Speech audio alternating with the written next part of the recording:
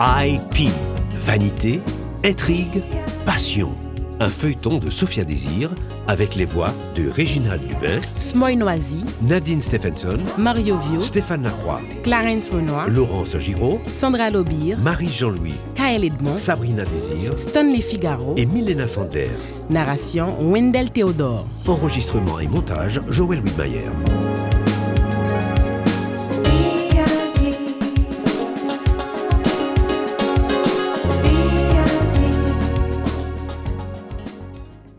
Résumé de l'épisode précédent. Lors de la soirée levée de fonds organisée pour le collège L'Apogée, Elisabeth Laplanche tient tête à Mildred qui n'apprécie guère sa présence. Devant le peu d'enthousiasme de Grégory Blaise de passer du temps avec elle, elle finit la soirée avec le docteur Philippe Bernard qui, pour son bonheur, la trouve ravissante.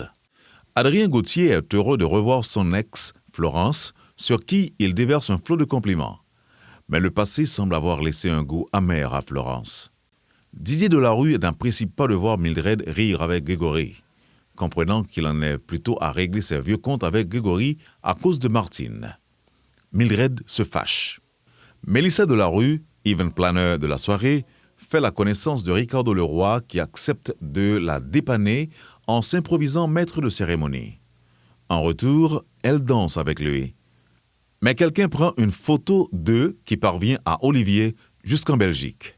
Le lendemain matin, Mélissa se fait agresser dans les rues. Grégory Blaise, qui s'est retrouvé là par hasard, lui porte secours. Nous sommes à environ 1 heure plus tard. Didier Delarue, j'écoute. Delarue, c'est Grégory Blaise. Vous? Où avez-vous trouvé mon numéro? J'ai appelé à votre bureau à Delarue Productions. Et je peux savoir pourquoi vous voulez me... On se calme. Votre fille vient d'avoir un grave accident. Mélissa? Quel genre d'accident? De voiture. Enfin, elle a été victime d'une agression. S'en est suivi un accident. Quoi? J'ai été témoin de tout cela par hasard et... Mais où est-elle? À l'hôpital. Elle est en mauvais état, mais en de bonnes mains. Oh mon Dieu. Elle doit être opérée le plus rapidement possible. Et s'il s'agit d'une opération extrêmement délicate qui comporte certains risques, il faudrait donc qu'un proche, vous, son père, sa mère ou son mari, signe certains documents. Quel genre de risque? Le médecin-chef pourra mieux vous expliquer. Pouvez-vous venir tout de suite? Non. Je suis à Miami. Vous pouvez appeler ou me donner le numéro de son époux. Le temps joue contre Mélissa. Son mari non plus n'est pas en Haïti. Il est en Belgique. Oh mince alors. Je fais quoi? Il ne reste que Martine. Où puis-je la trouver? Le numéro que j'avais pour elle n'est plus valide depuis des années. Environ 1 heure plus tard. Grégory Blaise. Martine? Qu'est-ce que tu fais ici? Martine. Tu étais donc tout près. Et tu as réussi à te cacher pendant toutes ces années.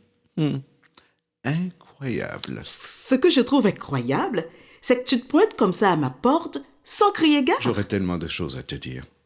Mais le moment n'est pas propice.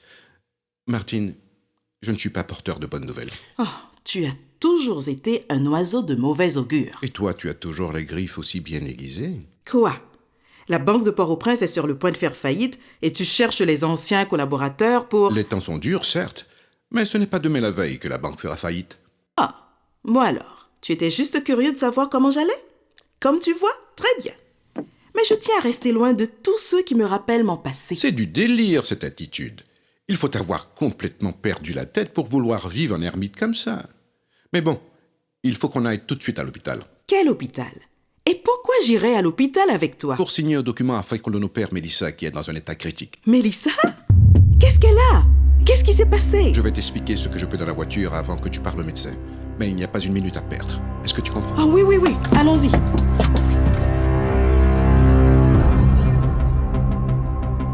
Adrien arrive chez lui et fait une étrange découverte. Mais c'est mon laptop que j'ai laissé à New York. Et je ne comprends pas. Et cette robe, je l'ai offerte à Daphné, à New York. Ma femme m'aurait donc fait une surprise. Daphné, tu es là? Je ne comprends pas. Je rêve ou quoi? Daphné? Allô? Où es-tu? Sur la piste de l'aéroport Toussaint Louverture dans un avion en partance pour New York. Qu'est-ce que tu racontes là? Je te raconte l'histoire d'une femme qui a cru comprendre que son mari avait besoin d'elle. Alors, bien qu'elle soit traumatisée par certains faits qu'elle a vécus en Haïti, cette femme décide de rentrer au bercail. Elle se met en tête de faire une méga surprise à son mari. Elle prévoit d'arriver à leur maison, de prendre une douche, d'enfiler quelque chose de sexy Mais, et de s'allonger sur le lit conjugal aussitôt qu'elle aurait entendu le bruit de la voiture de son mari. Mais quand elle arrive à la maison, elle trouve, traînant un peu partout dans la chambre, des dessous de femmes. Daphné, Et en plus, une boîte de préservatifs. Enfin, réalisant que son mari... peut-être qu'ici je devrais dire son futur ex-mari. Alors je reprends donc. Réalisant que son futur ex-mari est un sale hypocrite, cette femme retourne sur ses pas à l'aéroport, s'achète un billet hors prix pour retourner à New York. Daphné chérie, descends de cet avion. Trop tard, Adrien. Les portes sont déjà fermées. Oh là là, écoute, ce n'est pas ce que tu crois. Pas ce que je crois. Oui, il y avait une femme hier soir, mais Et c'est qui? c'est une ancienne camarade de classe qui vient de vivre un divorce désastreux. Tu couches avec tes clientes maintenant. Quel manque d'éthique. Non, je ne suis pas son avocat. Bon, on s'est croisés à la soirée de levée de fonds de l'apogée. Cela nous a fait du bien de discuter. On a décidé de prolonger la soirée. Honnêtement, on a perdu le contrôle. Ce matin, elle est repartie sans attendre mon réveil. Et sans prendre le temps d'enfiler ses sous-vêtements. Mon Dieu, quelle disgrâce. Enfin, bon, l'avion va décoller.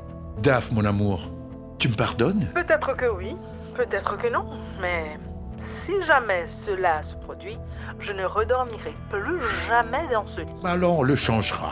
ni dans cette chambre que cette femme a souillée. Oh? Alors, commence par voir sur le marché s'il y a à vendre une magnifique maison dans un beau quartier. Parce que j'ai passé une seule nuit avec une autre femme, tu veux qu'on achète une autre maison? Tu voudrais que je te pardonne? Daphné... Il faut que j'éteigne mon cellulaire pour le décollage. Ciao, Adrien. Daph, mon amour. Merde. Adrien, mon vieux, on dirait que tu as gaffé. Mais parler de gaffe est une insulte pour Florence. Ce n'est pas une gaffe, c'est seulement un besoin d'être avec quelqu'un avec qui on se sent bien. Si je me suis marié, c'est pour ne pas vivre seul. Dans un hôpital de Port-au-Prince. Enfin, la belle au bois dormant ouvre les yeux. Grégory Blaise. Et tu me reconnais. C'est bien. Non. Tu ne dois pas bouger. On dirait que je sens pas mes jambes. Salut, ma chérie. Maman. Oh, maman, tu es venue. Bien sûr, mon ange. Ça doit être vraiment grave alors que tu acceptes de sortir. Est-ce que je suis sur le point de mourir? Oh, ne dis pas de bêtises. Tu te souviens de tout ce qui s'est passé? J'étais dans la voiture et sur canapé vert. Quelques minutes plus tard. Je serais sûrement morte si tu n'étais pas intervenu. Merci, Grégory. Et puis, maman, merci d'être là. Quand je pense que tu n'es même pas venue quand j'ai accouché. Oh mon Dieu, Lily, il est quelle heure? Elle est à l'école? Pas de souci. Ton père m'a laissé entendre qu'une amie irait la chercher. Tu as parlé à papa, toi? Soit j'ai perdu la tête dans cet accident, soit le monde a changé pendant que je dormais. Enfin, Lily doit être vraiment inquiète. Il faut que je lui parle. Tu le feras tout à l'heure. Ton père n'a pas précisé chez quelle amie elle était. Chez Mildred, sûrement.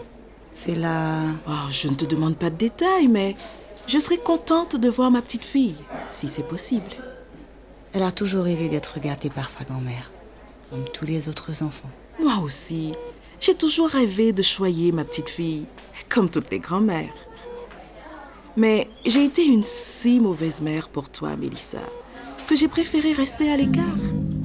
Je me suis dit que le mieux était de ne pas m'immiscer dans votre vie. Mais tu me manques beaucoup, mon cœur. Cette famille, Cette famille que je me suis évertuée à détruire est ce que j'ai pourtant eu de plus beau dans ma vie. Allons, Martine. Mélissa n'a pas besoin de mélodrame en ce moment. Elle va avoir besoin de toi. Donc je ne vais pas mourir. Bien sûr que tu vas mourir. Un jour, comme tous les malheureux mortels que nous sommes. Je n'ai pas mal, mais j'ai l'impression que je ne peux pas bouger. Oh mon Dieu, je suis paralysée, c'est ça? Le médecin va t'expliquer. Mais pour l'instant, il est en salle d'opération. Je ne sens pas mes jambes. Je ne suis pas une idiote. Alors je sais qu'il se passe quelque chose. Et à vos têtes, je sais que vous savez de quoi il s'agit. Alors dites-le-moi. Calme-toi. Dis-moi la vérité. C'est malheureux, ma puce, mais tu ne vas pas pouvoir marcher. Tu vas rester... Paralysée? Oh non, non, non, non, non, non. Clinique de Philippe Bernard. Salut Philippe. Enfin, tu te manifestes. Cela fait 2 jours que tu ne réponds pas à mes appels, Roxane. Cela fait 2 jours que je n'ai aucune envie de te parler. Ah, je suis soulagé de comprendre que si tu appelles maintenant, c'est parce que tu as envie de me parler. Envie? Non, besoin. Ah, Au sujet de Sophie et Laurent, mais qu'est-ce qui se passe? il se passe que je soupçonne qu'il y a quelque chose entre eux. Explique-toi. Ils se touchent, ils s'embrassent, pas comme 2 cousins. Oh, Enfin, ils savent qu'ils n'ont aucun lien de sang. Mais Didier est comme un frère pour toi. Et c'est avec beaucoup de plaisir que j'ai accepté de prendre Laurent avec nous. Mais tu comprendras que je ne peux pas tolérer une situation pareille. mais absolument pas. J'aurais donc besoin que tu trouves une façon d'expliquer à Didier qu'il faut trouver un autre endroit pour Laurent. Le campus, peut-être, je ne sais pas.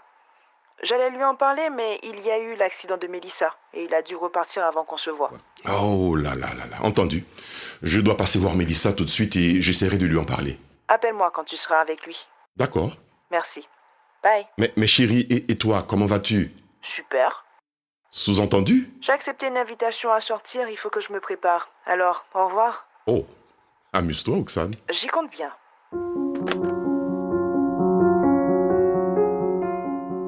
Le lendemain matin, à l'hôpital. Martine, Je me suis assoupie. oui, tu es crevée. Tu aurais dû rentrer dormir un peu chez toi. Mon chauffeur est resté dans le stationnement toute la nuit. Je t'avais dit que ce n'était pas nécessaire. Je lui ai quand même demandé de rester au cas où tu aurais changé d'avis. Comment va-t-elle? Elle vit très mal l'idée qu'elle ait perdu l'usage de ses jambes. C'est compréhensible. On a dû lui donner un puissant calmant. Elle dort depuis presque 10 heures maintenant. Je veux être là quand elle se réveillera. Pauvre petite. Les médecins sont quand même très optimistes. Elle a plus de 90% de chances de recommencer à marcher normalement. Sauf que cela prendra du temps. Et quand on a son âge et que la tête fourmille de projets, on a envie de courir. Tu as tout compris. Merci pour tout, Grégory. De rien. Même si les circonstances sont ce qu'elles sont, je suis vraiment heureux de t'avoir retrouvé. Pourquoi t'es-tu imposé ce retrait? Tu as failli mourir, on t'a sauvée, et plutôt que de profiter de la vie, tu t'es enterrée vivante. Je n'ai aucune envie de discuter de mes décisions avec toi, Grégory. D'ailleurs, nous n'avons jamais été d'accord sur la majorité de mes choix. Tes choix personnels. Mais sur le plan professionnel, on a été un super duo. On a fait tellement de choses ensemble, tu te souviens quand on bossait sur un projet?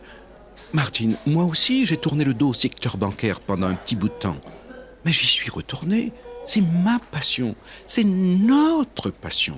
J'imagine que je perdrais mon temps à t'expliquer que je n'ai plus aucun intérêt pour la banque. Ce n'est pas possible. On ne change pas comme cela du jour au lendemain. Tu ne travailles pas aujourd'hui? Aucune réunion importante? Tu es importante pour moi, Martine. Plus que tu ne saurais l'imaginer. Reviens à la banque. Bon, à un certain moment, j'ai compris que tu voulais ménager ta famille, mais Mélissa est maintenant une adulte. Et ton cher et tendre, il s'est remarié, non? Il ne s'est pas remarié, parce que nous n'avons jamais divorcé. Et cela dit, je sais qu'il aime une autre femme, et c'est compréhensible. même si cela me brise le cœur. Attends que je comprenne. Donc, Martine, si je te suis bien, ce que tu essaies de dire, c'est que tu aimerais toujours ce type. Ouais, je l'aime de ces amours qui s'impriment sur le cœur à l'encre indélébile. Maintenant, tu gaspilles ton temps à lire des romans à l'eau de rose. C'est là qu'on trouve de telles phrases. Excuse-moi, mais c'est complètement débile. Tu n'as pas changé. Mais toi, on dirait que si. J'ai du mal à te voir aussi prosaïque, aussi banal. Je sais que tu as toujours été dingue de ce mec, ce que je n'ai jamais compris. Je te jure, je n'ai jamais compris comment une femme aussi intelligente que toi puisse être prisonnière d'un seul amour. Cela me dépasse. Mais au moins, avant, parallèlement à cet amour inqualifiable, tu travaillais. Qu'est devenue la femme remplie d'énergie, de passion? Tu n'as jamais aimé Didier. Comment pourrais-je aimer un imberteur pareil? Il n'a fait que te mettre les bâtons dans les roues. Tu ne l'aimes pas? Lui, il te maudit. Alors, le plus sage serait que tu ne restes pas dans les parages. Didier rentre aujourd'hui, et je te jure que la dernière chose que je souhaite est qu'il ait à te supporter ne serait-ce qu'une minute. Et pourquoi as-tu autant de considération pour lui? Que je sache, il a une autre femme dans sa vie. Et c'est son droit le plus entier, Grégory. Il avait choisi de m'épouser, moi, mais j'ai tout gâché.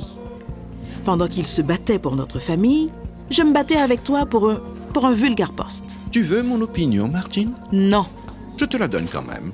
Tu devrais retourner à la banque pour donner un sens à ta vie. Je déteste la banque, parce qu'elle m'a volé ma vie. Ah, Martine, tu as vraiment perdu la tête.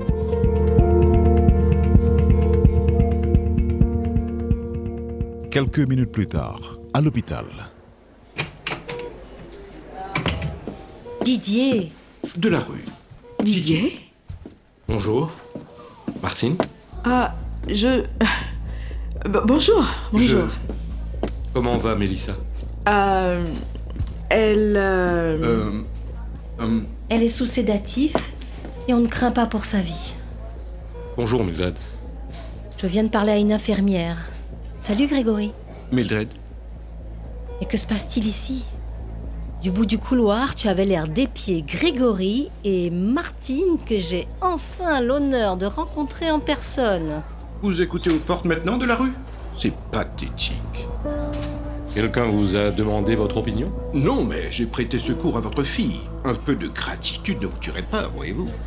Donc, Mildred, c'est ça? Vous êtes... Bonjour. Bonjour. Docteur? Docteur.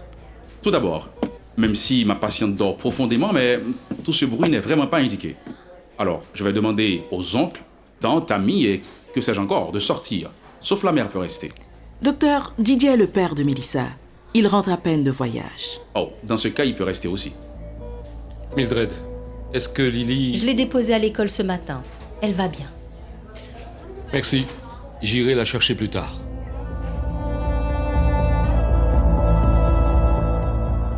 Quelques minutes plus tard. On dirait que nous n'avons pas notre place ici. On dirait, ouais. T'as vu la tête de Didier? Est-ce moi qui suis bêtement jalouse ou il était complètement hébété devant cette femme? Et tu as vu la tête de Martine, ses yeux? Elle en a perdu la parole. Quelle aberration. Martine est la femme la plus solide que je connaisse quand il s'agit de se battre pour certaines choses, mais dès qu'il s'agit de cet homme, elle devient débile, à la limite de la stupidité. Dieu, que ça m'énerve. Oh. Pourtant, selon des sources concordantes, elle n'a pas hésité à le tromper avec toi. Oh que si, elle a hésité. Mais je sais persister. Et je t'avouerai humblement que j'ai profité de ma position pour, disons, la manipuler. Que tu l'aies manipulée ou pas, elle a trahi Didier. Mais ce n'est pas comme si elle avait vécu une histoire d'amour avec moi. Un jour, elle est même entrée chez moi avec un pistolet et avec la ferme intention de me descendre. Oh, j'imagine que ça s'est terminé dans ton lit. Ouais. J'ai cru comprendre qu'elle s'était isolée, rompant tout contact avec sa famille. Tout le monde s'en portait à merveille. Et là, sans que personne ne lui ait rien demandé, elle fait son comeback. Je te ferai remarquer que son unique fille vient d'avoir un grave accident. Et depuis quand elle s'en soucie de sa fille? Mildred. Et toi? Comment tu t'es retrouvée ici d'ailleurs? Elle t'a appelé, c'est ça? En fait, c'est moi qui ai prêté secours à Mélissa. Je l'ai emmenée ici, j'ai appelé de la rue. Tu as appelé Didier? Toi? Oui. Et comme il n'était pas à Port-au-Prince, il a fallu faire appel à Martine. La belle affaire. Tu étais toujours en contact avec elle, donc? Non, c'est de la rue qui m'a dit où je pouvais la trouver. Didier savait où elle était? Apparemment, oui. Quel hypocrite! Il m'a toujours laissé croire qu'il ne savait rien d'elle. Bon, de ce que j'ai compris, Martine avait donné son adresse à Delarue et à Mélissa en cas d'extrême urgence. Et c'est exactement ce qui est arrivé avec l'accident de Mélissa. Il fallait qu'un membre proche de la famille signe des papiers avant qu'on l'opère. Et maintenant que Mélissa nécessite des mois de réadaptation, elle va jouer à la super maman aux côtés du super papa. Et sans vouloir être méchant, il ne reste pas beaucoup de place pour toi dans la super famille. T'es trop gentil. Je comprends que tu sois agacée, ma belle. S'il y a quelque chose que je peux faire, n'hésite pas à me le faire savoir. Si tu pouvais la ramener dans son trou, ce serait sympa.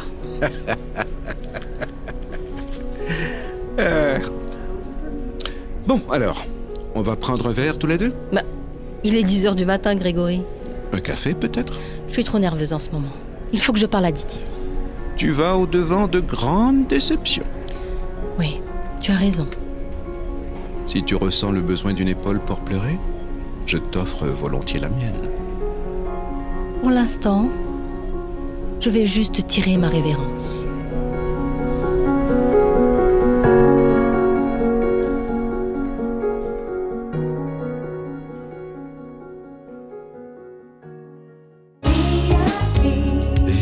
VIP.